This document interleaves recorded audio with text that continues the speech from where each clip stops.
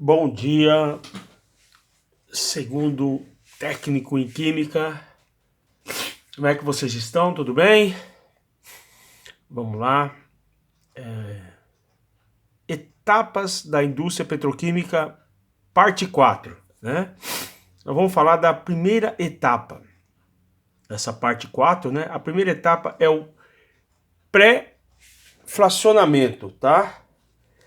Quando eu falo pré-fracionamento, eu estou falando o quê?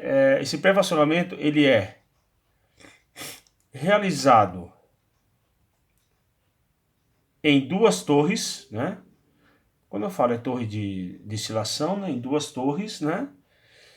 E o que ocorre nesse pré-fracionamento? Ele separa a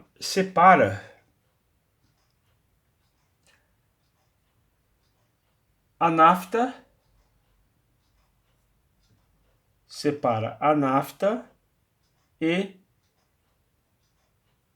nafta pesada, tá? São os dois tipos de nafta, né? Desculpa que eu tô um pouquinho resfriado, tá, classe? Então, é realizado em duas torres, né? Separa a nafta e nafta pesada. Separado essa nafta pesada, nós temos a reforma catalítica. Essa reforma catalítica, obviamente, é um processo que envolve catalisador, né? Que envolve transformação. Nós temos, nessa reforma catalítica, nós temos a obtenção, tá? Nós temos a obtenção de hidrogênio, nessa reforma catalítica.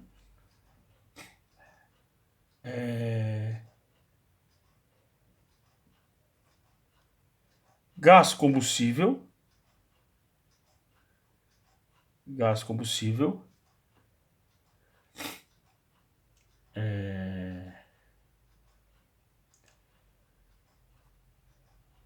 GLP, gás com efeito do petróleo, e nafta reformada. Como eu falo nafta reformada, vou colocar assim, uma nafta que foi recuperada. Vamos dizer, nem foi reformada, ela foi transformada, ela foi aditivada, né? Essa nafta reformada, ela é reformada o quê? Através de catalisador.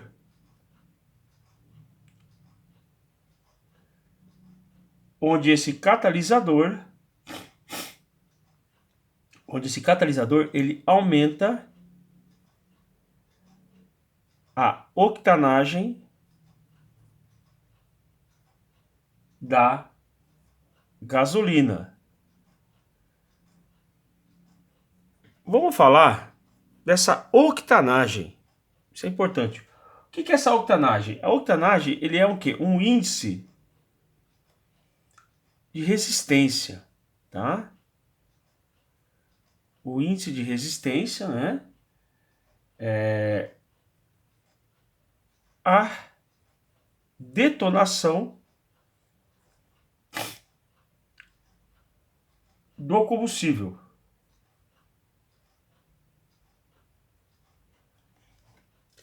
Então, é um índice de resistência à detonação do combustível. Ou seja,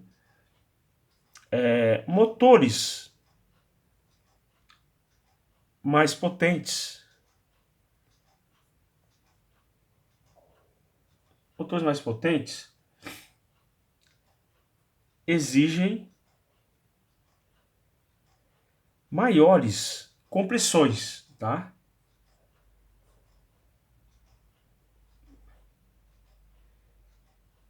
E isso conseguimos o quê? Conseguimos com maior octanagem, tá? Maior octanagem. Então o que é isso? Quando ele aumenta a octanagem, ele está querendo aumentar o quê? Ele está querendo aumentar essa resistência. Então quanto mais demora para eles ter esse rompimento, para ter essa detonação, né, mais forte é a explosão, e mais forte é esse combustível. E essa poder de explosão, de detonação, ele tem a ver o quê? Com a octanagem. Quanto maior a octanagem, maior o poder de explosão, de detonação, tá? E aí que entra essa questão muito importante, né? Quando nós falamos na reforma, na nafta reformada, é que justamente ela faz essa transformação. Ela faz essa transformação, né? Que ocorre, né? Nessa alteração dentro da indústria petroquímica também tem essa o quê? Essa vou colocar um aditivado, né? Vou aditivar essa nafta, tá? Segunda etapa é o hidrotratamento da carga, tá? Quando eu falo o hidrotratamento da carga, o que é esse hidrotratamento da carga? Ele é o quê? Ele é a retirada de impurezas, tá? Retirada de impurezas, né, que causam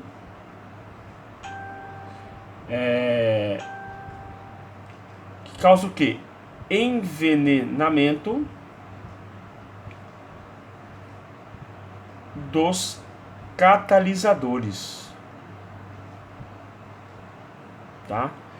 Aí quando eu falo envenenamento dos catalisadores, o que quer dizer esse envenenamento dos catalisadores? Isso é muito importante porque você envenenando o seu catalisador, você vai estar diminuindo a vida útil dele, tá? E aí, o que é esse envenenamento? O que ele ocorre? Ele ocorre principalmente,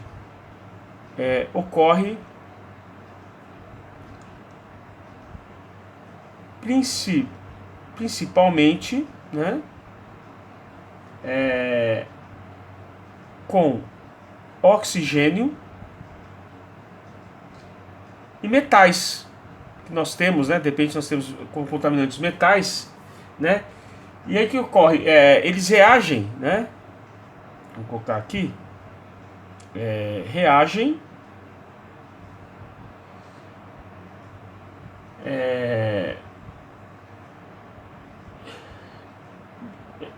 Quando eles reagem, quando reagem, tornam-se, né? Estou tentando encontrar a palavra, tornam-se um inibidor, ou seja, ele reduz o princípio ativo. O princípio ativo desse catalisador. E interessante, ele inibe o princípio ativo do catalisador, mas não altera, né? Não altera quimicamente o catalisador, né? Ou seja, o catalisador aparentemente ele está normal, se você fizer, né, tentar detectar algum problema nele, na questão do princípio ativo, na questão, né, do catalisador em si, quimicamente ele está, não altera, está normal. Só que ele, o que ocorre? Ele, devido a esses contaminantes, ele perde eficiência, né? Ele perde eficiência com a carga contaminada. Ou seja, o que quer dizer? Você quer usar esse catalisador, você tem uma projeção, né? Tem uma eficiência que você, né, uma eficiência esperada. Quando você tem essa carga contaminada com oxigênio ou metais, né? Você acaba o quê? Você acaba diminuindo a eficiência desse catalisador, né? E aí, por isso que é o hidrotratamento dessa carga, né? Você faz como fala de tratamento, uma espécie de... Você faz uma limpeza, né? Dessa carga aí. E com essa limpeza você retira essas impurezas. Terceira etapa, a reforma catalítica. Quando eu falo reforma catalítica, eu vou ter aqui uma outra transformação, né, nas minhas correntes, nas minhas cargas petroquímicas, né, de matéria petroquímica, onde nessa terceira etapa, na reforma catalítica, vamos ter o quê? Serão criados os anéis aromáticos, né? Então, nessa reforma catalítica, serão criados os anéis aromáticos, né? Aí, na quarta etapa, nós temos, aí depois uma outra etapa, essa criou os anéis aromáticos, né? Que tem, né, as características dos aromáticos, né? Que aí nós comentamos, dos solventes, benzeno, tolueno, xileno, enfim, está associado a isso, né? E a quarta etapa é a corrente de várias frações, né? Na quarta etapa temos as correntes de várias frações, né? E quando eu falo corrente de várias frações, eu estou falando, né, o quê? Eu estou falando, quando eu falo corrente, eu estou falando de matéria-prima, né? Eu estou falando de carga de várias frações. E aí nós temos o corte 1. Esse corte 1, o que é? Eu estou fazendo um corte, eu estou fazendo uma obtenção, eu estou separando uma fração, né? Esse corte 1 nós vamos ter. O que é esse corte 1? É a nafta. É a nafta de pirólise, né? É a nafta de pirólise que vai ser usado, né? Hidrotratada.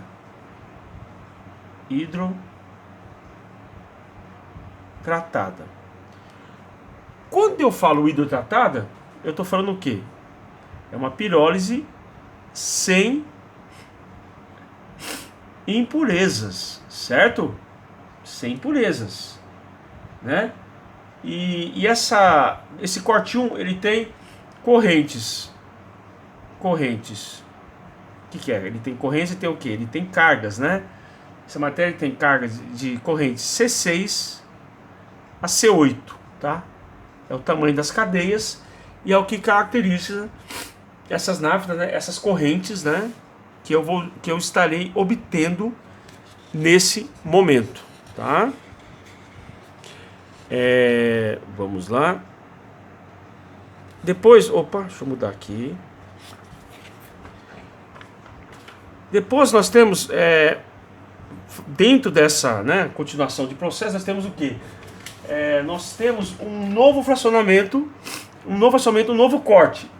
E esse outro corte, que vai ser C6 e C7, né, ele vai estar o quê? Ele vai estar no topo da torre, né, de separação, na coluna de destilação fracionada, vai estar no topo. E aí também nós teremos o quê? Nesse novo fracionamento, nós teremos uma seção, ou seja, um local, né, uma parte do processo, seção de extração de aromáticos, tá? Também nós teremos o quê?